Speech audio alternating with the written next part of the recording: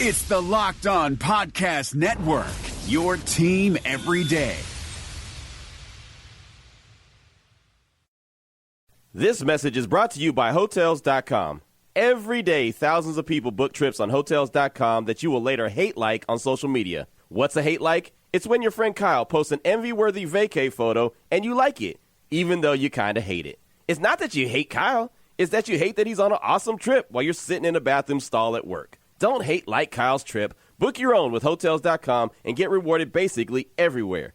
Hotels.com. Be there, get rewarded.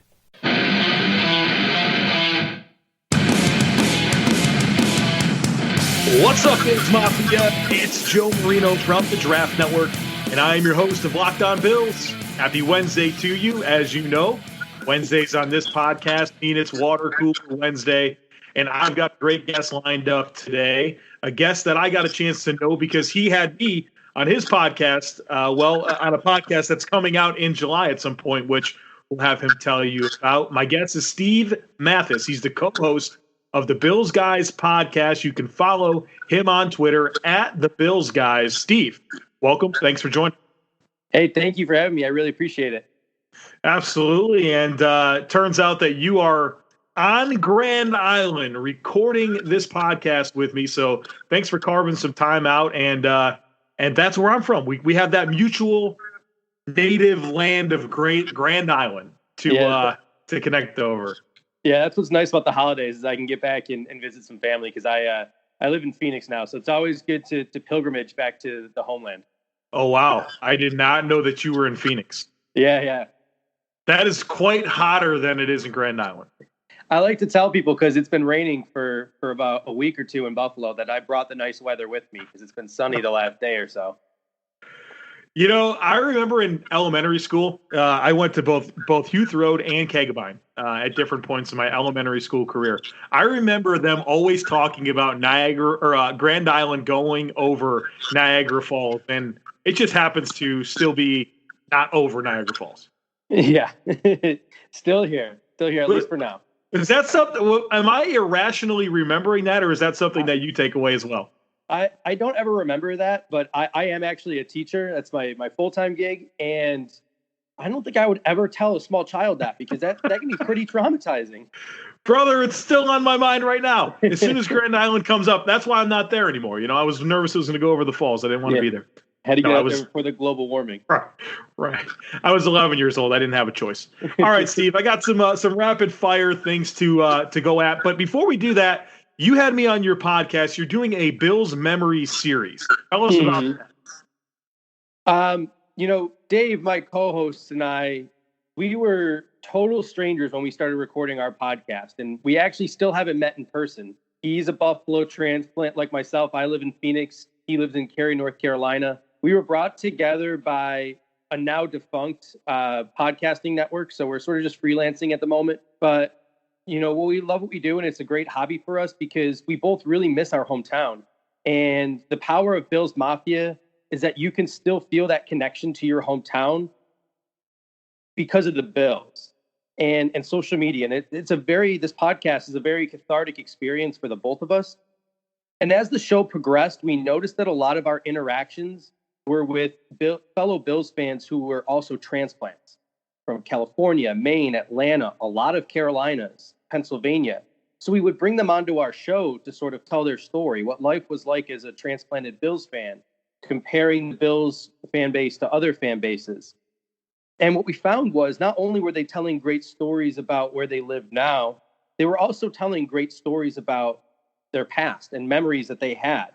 And that sort of turned into this idea for our show. And we did about 20 interviews of people sharing their favorite Bills memories. And these span from the 1970s through the 2000s. And it's going to air over 2 weeks because we got about 4 hours worth of interviews that we did. And it's going to air the 4th of July weekend. You know, 4th of July is a time spent with family, sharing old stories, being very nostalgic. So we thought to ourselves, why not bring that nostalgia to our podcast and produce something that people can crack open a beer and listen to on their back patio? No, and I appreciate you having me as part of that. Starting, you said, week of the July 4th. Where can people find your podcast? What's the best way to listen to it? We are on all of the major outlets. We're on Stitcher, we're on Spotify, we're on iTunes. Spotify and iTunes are our two biggest hits every week. So you can find us anywhere in every major podcasting app by searching in the Bills guys. And we're going to start next week with our first memory show, and then right after the 4th of July with our second one.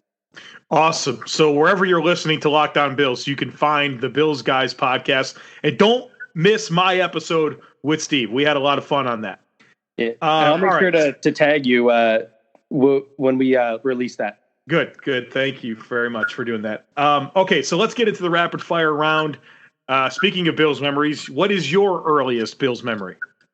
I had a really, really up and down start to my Bills fandom, because when I really came into my own as a Bills fan, it was in the middle of the Doug Flutie, Rob Johnson era controversy, whatever you want to call it. And my first real Bills memory was in 1998. It was that Bills game at the Ralph versus the Jaguars.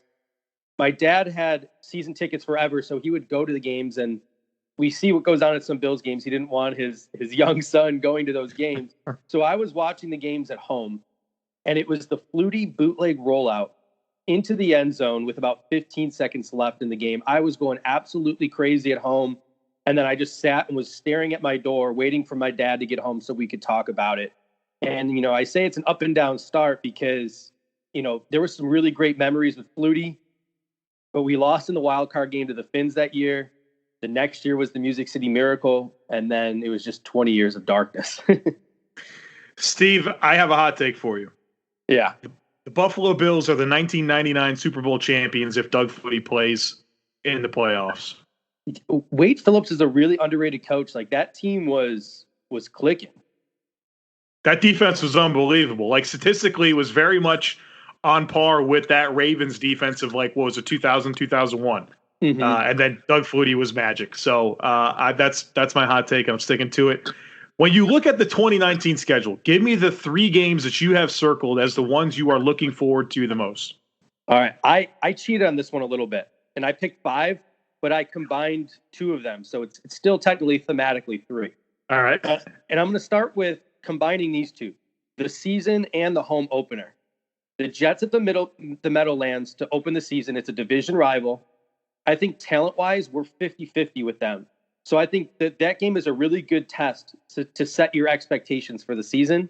And I'm combining that with the Bengals home game because I expect a blowout win against the Cincinnati Bengals and at least a 2-1 record heading into New England. So I think that's going to be a good indication, those first 3 games, because you got the Giants in there as well, a good indication of what kind of expectations do we want to set heading into week 4. And I think that's when our season will really kick into high gear against the Patriots. Let me let me ask you this. When you look at this first 5 games before the bye week, if I said, Steve, you can have a 3-2 record, are you taking it right now? Yeah, I'm not even thinking twice about it. Because I think the Jets are tough, and I think the Patriots are tough. Or I'm sorry, not the Jets. I think the Titans and the Patriots are tough. But if we don't beat the Giants or the Bengals, something's wrong. We have a problem.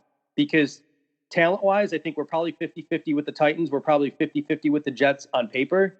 We are superior team to the Bengals, and we are superior team to the Giants. And those are the games you need to win. And if you don't, you're not going to be successful. So we got to beat those 2 teams. And then we got to at least split Jets, Titans.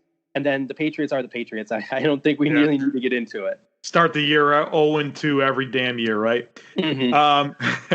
All right. So as we get closer to week 1 here, and obviously you're kind of taking this first 5 game stretch as the defining stretch, which I don't disagree with you. Yeah. Give me a surprise cut that you see happening before we get to week 1 against the Jets.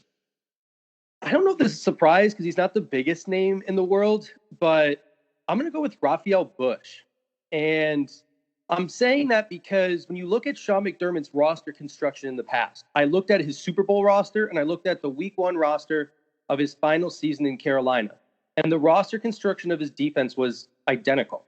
5 defensive ends, 4 defensive tackles, 7 linebackers, 5 corners, and 4 safeties. I think Eli Harold is going to make this team as the 5th defensive end. He's versatile. He can play defensive end, linebacker, special teams. I think Mo Alexander is going to make this team as the 7th linebacker because he could play weak side linebacker, safety, special teams. Sean McDermott loves his versatility.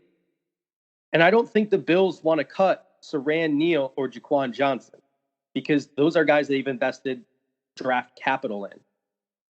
I'm not willing to say Raphael Bush is going to be cut right now because Neal and Johnson still need to prove it. But if Neal can come into training camp in preseason and make Sean McDermott confident that he can play the big nickel, and Jaquan Johnson makes the Bills feel confident that if Jordan Poyer or Micah Hyde gets hurt, he can play a traditional safety role, I think Raphael Bush becomes expendable, and we keep those more versatile players like Eli Harold or Maurice Alexander that would get cut if we had to keep a Raphael Bush. Steve, that is very sound reasoning to get there.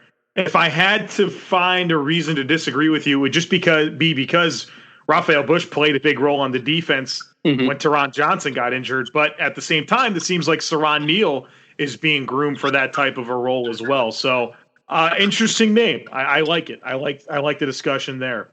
All right. So when you think about your tenure as a Bills fan, which starts around 98, who is the one Bills player that was acquired that you were really excited about that turned out to be a major letdown? This is all to me like an expectations game. And I was a very young fan at a very dark time for the Buffalo Bills. And if you think about it, the expectations minus maybe a couple of the Bledsoe years were never really truly that high for the Buffalo Bills, whether it be nationally, within the fan base, within even their own front office. The expectation really has never been that high over the last 20 or so years. So I can't really throw out a name like Drew Bledsoe or Lawyer Malloy or London Fletcher because we signed those guys and they delivered. We just didn't get the playoffs.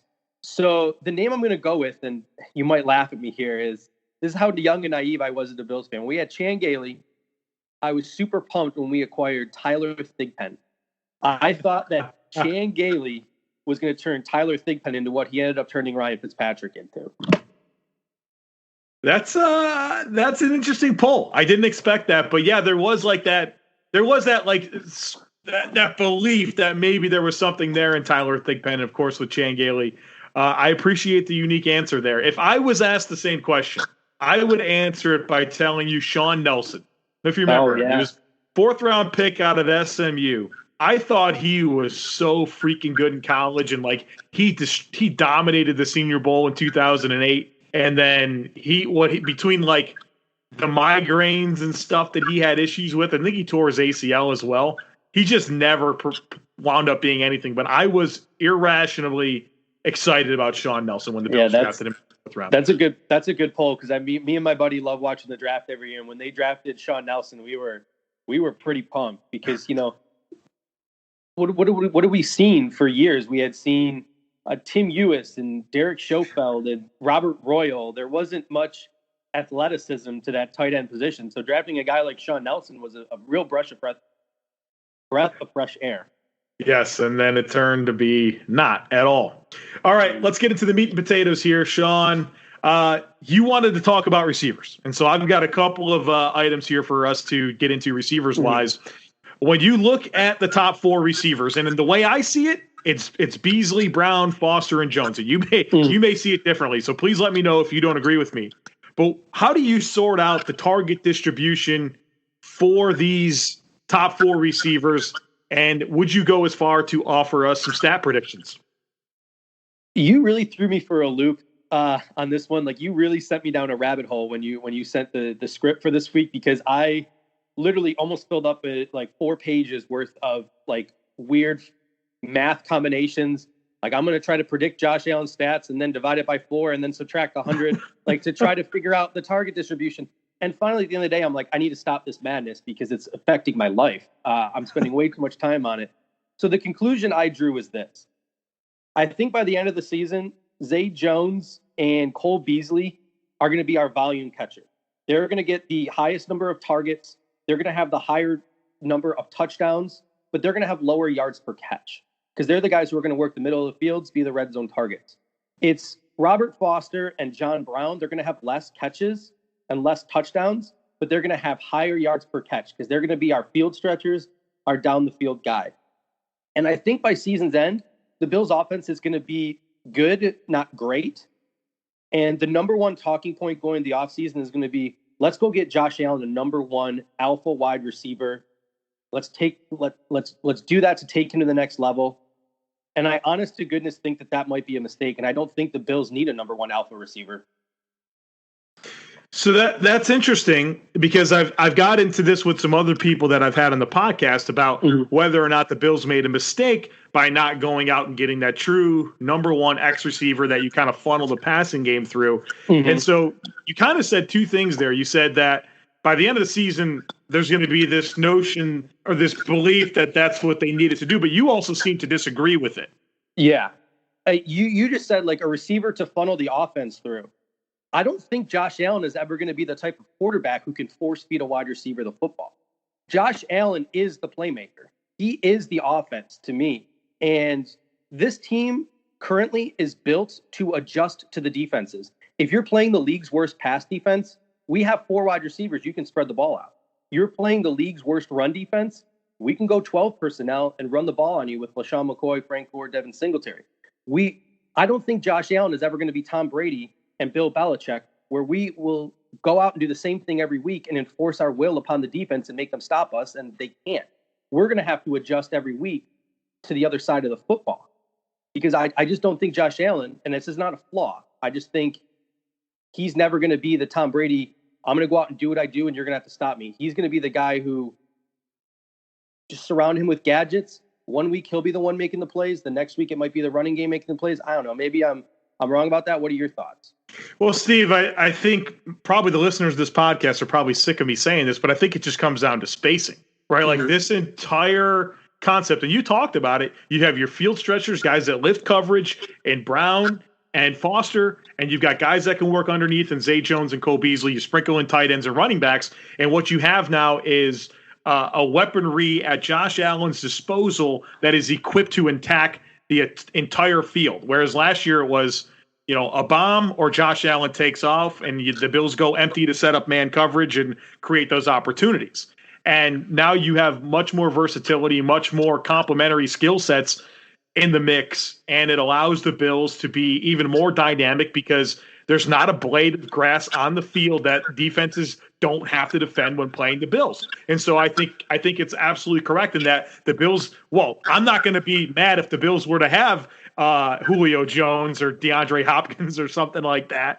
But the reality is stylistically what they're trying to do, and because of what Josh Allen is and what he can, his physical gifts, you don't have to invest your resources in those particular areas. The Bills got Josh Allen, guys that can create separation, and he's a high variance passer, and that's something we're always going to have to live with. The best thing for that is guys that are going to get open and not have guys around him all the time. I think that's the philosophy. I'm comfortable with it, but I also reserve the right to talk about this in week 17 and say we need to go get a top receiver. Yeah, because, he could develop at a rate we're not expecting based on where he's been in the past. And if he develops at that rate, maybe he does turn into a guy who can force feed a wide receiver. But right now, I find it really hard to envision. Right, and I'm not. Look, the last thing I want to do is talk about Patrick Mahomes and Josh Allen in the same sentence because I think that's completely unfair. But honestly, if you think about what Patrick Mahomes was in 2018 compared to what maybe you thought nobody could have expected that, right? Nobody. But it happened, and my God, if Allen was half of Mahomes in 2018. He'd have a hell of a good season, right? So I'm not trying to get crazy here, but you just don't know how guys are going to develop. And in Josh Allen, we know two things. He has insane physical gifts, and he has great work habits. And that's a great combination for someone to take a step forward. The infrastructure around him is a lot better this season. Yeah, no, I totally agree. All right, so continuing this discussion on receivers, it sounds like we agree that those are the top 4 receivers for the Bills. But when this 53-man roster is set, how many are on the team and what is their names? This was, I guess, like a semi-hot take whenever I tell people about this, but I don't think it is all that crazy. I label Beasley, Brown, Foster, and Jones. I call them the core 4. I think they're the core 4 receivers that are going to make this roster. And I honestly think it should be the Fab Five, because Andre Roberts should probably be thrown in because of the money they gave him and the special teams ability. I only think the Bills keep 5 wide receivers. I do not see them keeping a lot of wide receivers. And here's my thought process being behind this. I love the NFL, but in many ways, the NFL is stupid. It is really hard to maneuver around injuries. It is really hard to hold players at the bottom of your roster and develop them. You need to have flexible players. And is Duke Johnson or David Sills going to be gunning on special teams? Is Isaiah McKenzie or Victor Bolden going to usurp Andre Roberts as our starting kick returner? I don't think so. I'd rather keep a 4th running back, or maybe even a 5th running back if you want to stash TJ Yeldon or Devin Singletary, like Sonoris Perry, who can play special teams. Maybe keep your fullback, who can also play special teams, and Patrick DeMarco. Our tight end position is shaky. Dawson Knox, Jason Krug, Lee Smith, Tommy Sweeney. Maybe it's a luxury to keep all 4 of those guys, and you can mix and match Knox and Kroom as your receivers and Smith and Sweeney as your 12 personnel blockers, because Kroom and Knox can probably play a big slot like Duke Williams or David Sills could. And you can always stash guys on the practice squad. David Sills, Ray McLeod, Nick Easley, stash them on your practice squad, and you can call them up. There are only 2 players on this roster I see that you can justify putting on this roster that's not going to play a lot. And that's Devin Singletary and Wyatt Teller, because there's so many expiring contracts in front of them. So I would rather keep a Devin Singletary inactive every week, or Wyatt Teller inactive every week, than a wide receiver that's going to be inactive every week, because at least you can develop those 2, and then all those contracts come off the book. So I just don't see a reason or a purpose, because we have 4 very good wide receivers and a 5th decent wide receiver, to keep 6. I like your thought process there, Steve. If the Bills did keep 6, what names are in contention? What's like the 2 names that you think would be the most likely 6 receivers, if you're being predictive? I know you and a couple others on Twitter are really you're not high on Isaiah McKenzie. I will always have a soft spot for Isaiah McKenzie because the offense was so inept last year and he made it look decent. But I'm not going to say Isaiah McKenzie's name here. I'm going to say it's either going to be Victor Bolden Jr. or Ray McLeod. Ray McLeod, because they invested in him and they might see him as a gadget type of player. And Victor Bolden, because he seems like he's really gotten a lot of first-team reps at OTAs, despite the fact that there's injuries. And he seems to have some special teams pop to him. So I think a lot of people listening might be thinking, well, if the Bills were to keep a 6th receiver, wouldn't it be a size guy like a Duke Williams or a David Sills? How would you respond to that idea? I think Jason Kroom and Dawson Knox can fill that role in the big slot. And guys like Dawson Knox have also proven in college that they can play special teams. I don't see David Sills or Duke Williams running down punts. I mean, and then again, it's very early. So we might get some training camp and Duke Williams could turn into the next Marquise Easley. We don't know this. So I haven't seen it with my own 2 eyes. I don't think anybody has, but it could be there. That talent could be there. So, I mean, I obviously reserve the right to change my mind after I see training camp in the preseason, and it's still very early. And any number of these guys, I think the Bills are very loaded with a bunch of likable prospects at the wide receiver position. Any number of these guys could earn their way and force the Bills' hand and make them keep 6 receivers. Last thought on this receiver thing. You mentioned Ray McLeod, and he's a player that I've struggled with in terms of predicting and forecasting what he can be in 2019. The challenging thing about him is, like you mentioned, this is a player that they drafted and invested in. So that always kind of matters. But he played 10 special team snaps last year, 9 of them as a punt returner, 1 as a kick returner. He was never on any kick coverage, punt coverage, or punt return. So as not the returner. So you would feel like he would have afforded some opportunities to do so if that was in his wheelhouse as a rookie. And it makes me nervous. And I don't think he has any exciting traits, physically, he's not a great ball handler. He's not athletic. He doesn't have great size. He's so ordinary. He's a replacement level player. So he's an interesting point of discussion when you think about this receiver group. You said something to me. We were preparing for this podcast, and you said something to me in our exchanges preparing for this show.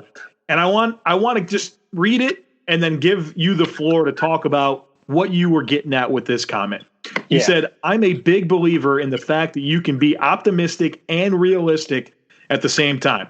I feel there are some people that seem to always believe in order to be realistic, the glass always needs to be half empty in regards to the Bills. What were you getting at with that comment? I just think this time of year, people need to pull their calendar app up on their iPhones and realize it's May and it's June. And this mantra really spurned from the OTAs and the Josh Allen hype. And there are people in positions of clout and power in Buffalo sports media, whether it be radio or newspapers. And the way they're talking down to fans who are optimistic about the way Josh Allen was performing, and their morbid sense of humor, calling Rob Johnson the best practice squad quarterback they ever saw, and saying, oh, can't wait to scroll through your Twitter and find your Nathan Peterman and EJ Manuel tweets. It disgusted me. It's June. It's May. You had a guy on your show 2 weeks ago who I absolutely love, Bruce Nolan. And I wish I had a machine where I could take all my thoughts and put them through the Bruce Nolan machine and make them come out in his words, because he's so eloquent with the way he speaks. Yeah. And he gave an equation on his podcast: expectations minus reality equals disappointment. And Bills fans, we understand the reality. This team hardly ever makes the playoffs. We're used to disappointment. This team hardly ever makes the playoffs. So why not enjoy the expectation? I'm not saying you can't be critical, but do it without the air of negativity. And it has to be tough, because you are a respected member of the Bills, media community. People look to you for answers on the Buffalo Bills. So you tweet something like, hey, Josh Allen looked really good at OTAs today. Continuity with Brian Daboll. I expect big things from him going into year 2. And then he goes out this year and throws 30 interceptions. What are people going to do? Oh, Joe Marino, you can't trust him. He's a homer. He said Josh Allen was going to develop in year 2. I mean, I understand why people want to side with negativity, because people, if they're too positive, people try to attack them and call them out on their homerish stance. But I just don't have any time for it. I'm not going to lose sleep over the negativity of some people in the media. Yeah, I think that's a good point. And certain names stand out than others.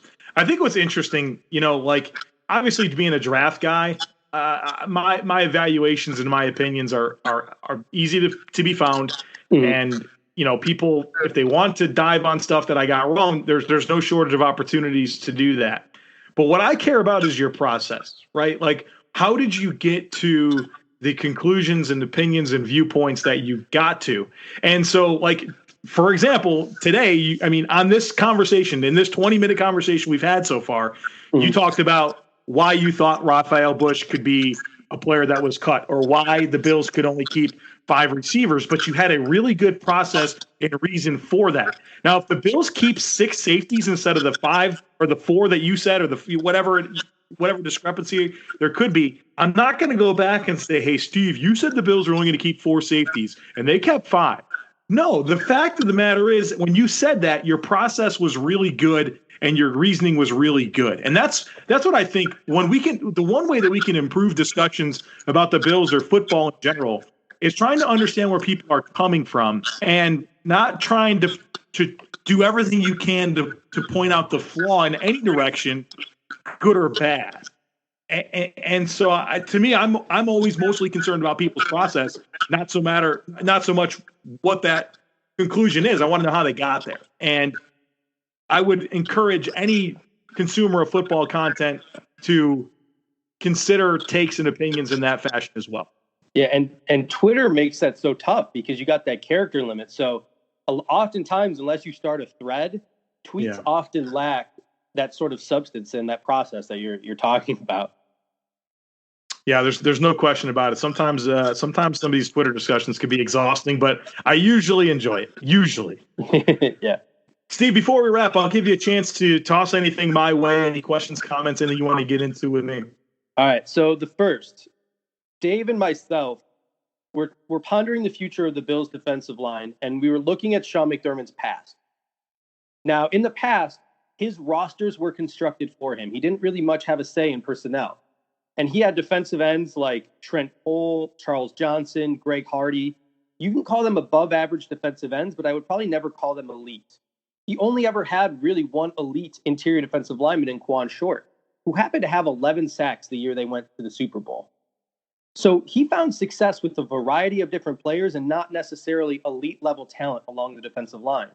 And there's been a lot of discussion about chasing another elite edge rusher like a Jadeveon Clowney or a Frank Clark or drafting a guy in the first round. I think the Bills might do that, but I don't think the Bills are going to do that because they want two elite edge rushers. I think they're doing that because they don't want any gaps after Jerry Hughes. Does Sean McDermott seem like a guy who's content to you with one above average defensive end like a Jerry Hughes and one hopefully above edge interior defensive lineman who can create pressure in Ed Oliver and then patchwork the rest? Or do you think now that he gets to pick the ingredients, he's going to chase elite level talent all over the defensive line? That's an excellent question, and it sounds like you've done a good amount of work, Steve, on researching what Sean McDermott's personnel has looked like in his various stops. And so, in some ways, you may be a better person to ask that question to. So, I definitely want your feedback as well. When I think about Sean McDermott, particularly in Carolina and maybe even a little bit, excuse me, in Philadelphia, is that I don't necessarily think he's always had elite talent at certain positions, and I feel like he's always kind of found a way to make it work. Think about those secondaries in Carolina, the safeties, the various numbers of safeties that he's found production with. And even like you said there, Quan Short was a second-round pick. And so I don't think he's ever really had like these premier talents. I know Luke Kuechly was like a top 10 pick. That might be the exception. There's always going to be exceptions when you have these discussions, but I feel like Sean McDermott's really found a ways to get the most out of his defensive personnel. Now, when we're talking about the Buffalo Bills, he's had 3 drafts, and in 3 drafts, he's had 4 first-round picks, and 3 of those have been on defensive players, and 1 has been a quarterback. And the defense has already been a strength of Sean McDermott's era, right? Like a good unit both years, a top 5 unit last year. But you see him using premium draft capital in insanely talented defensive players. A top 10 pick on Ed Oliver, who is exactly a tailor-made penetration style 3 technique with insane quickness. Tremaine Edmonds might be the most physically gifted linebacker in football. And then, of course, a first-round pick on Trey White, who's respected as one of the best young cornerbacks in the entire league. And so maybe there's a shift, Steve. Like when you think about his resume in Buffalo compared to other situations where he had less of a say in those matters, he is trying to get some of that premium talent. But I do have a lot of respect for the players he's brought along seemingly out of nowhere at his previous spots. And he's done that so far in Buffalo, right? Like you think about guys like Matt Milano and Jordan Poyer. Those are really good football players for the Bills. Levi Wallace, I mean, a smaller sample size. Micah Hyde wasn't re-signed in Green Bay.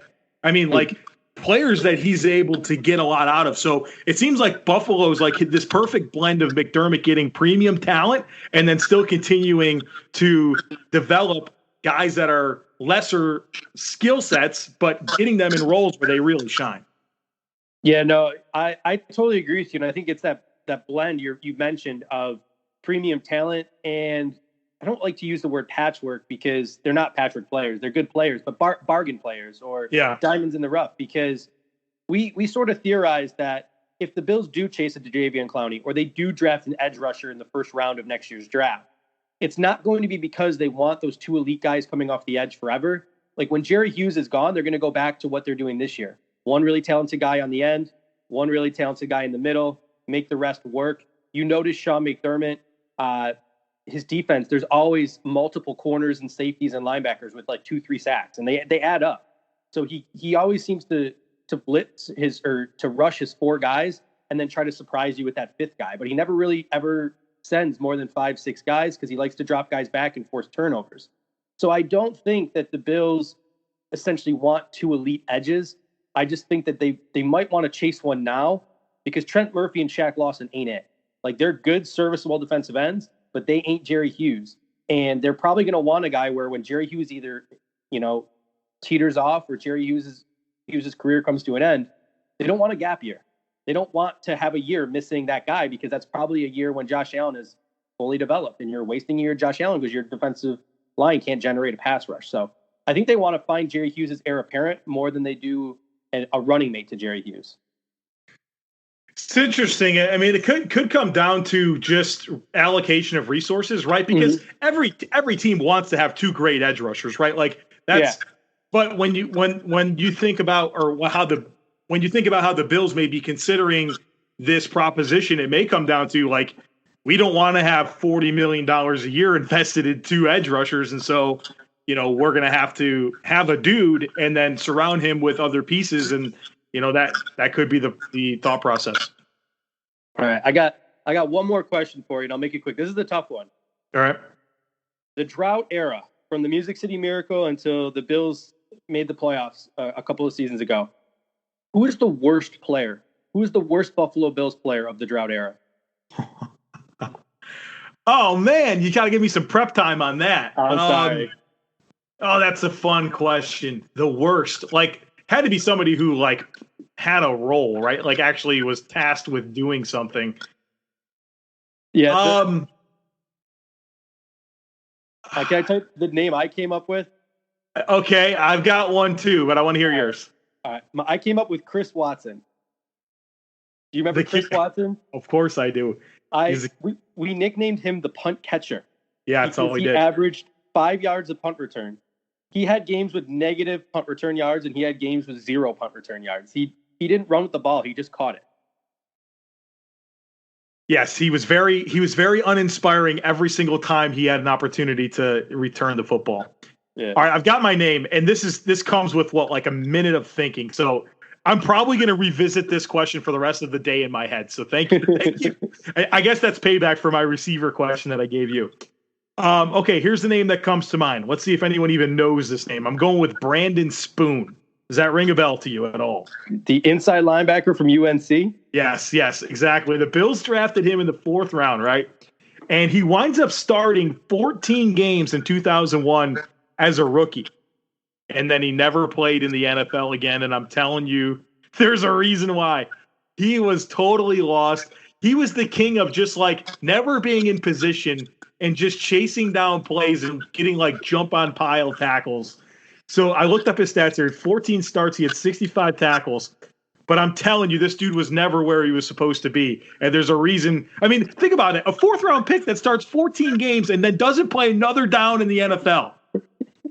How did he continue to start? Were the Bills that deprived in 2001 at linebacker? That's the name that pops for me. Sam Coward ACL injury? Is that why he was playing? Or was Sam Coward already gone or not there at that point? See, he went to the Jets, right? I mean, I thought he left the team in 2002. Let me see if that's true. I got Pro Football Reference up. So Sam Cowart was on the Bills in 2001. Yep, that might be it. That he only played one game, so that might be his torn ACL year. Yeah. So the Bills weren't expecting to play Brandon Spoon that early. Well, geez, you could sign somebody, right? Like, I don't know. I just thought he was so terrible watching him play. And so there you have it. That's a fun question. I might have to kick that back on other people for Water Cooler Wednesday. That's a good question, Steve. I appreciate you. You've been a great guest. Great process in all of your answers there to echo some of the stuff we've talked about. Really appreciate your time. As a reminder, people, you can follow Steve on Twitter at The Bills Guys. He's the co-host of the Bills Guys podcast. They have that series about Bills memories kicking off the week of the 4th of July. Yours truly is part of that. Obviously, Steve is very informed, has great, unique opinions about the team, so make sure you're keeping up with his work, following him on Twitter, and, of course, subscribing to the Bills Guys podcast. Steve, thanks so much. We'll have to talk again. Yeah, thank you so much, man. I appreciate it. Absolutely. As a reminder, please share, subscribe, rate, and review this podcast. And until next time, thanks so much for listening to Locked On Bills. Thanks for listening to today's Locked On podcast. I want to remind you, your smart speaker can play a Locked On podcast. Just tell your smart speaker, play podcast, and the name of your podcast. I could show you exactly how right now, but then Alexa or Google's likely to do it. So I'll just explain. Say, whoever you're talking to, or whatever you're talking to, play podcast Locked On blank. Have a great day.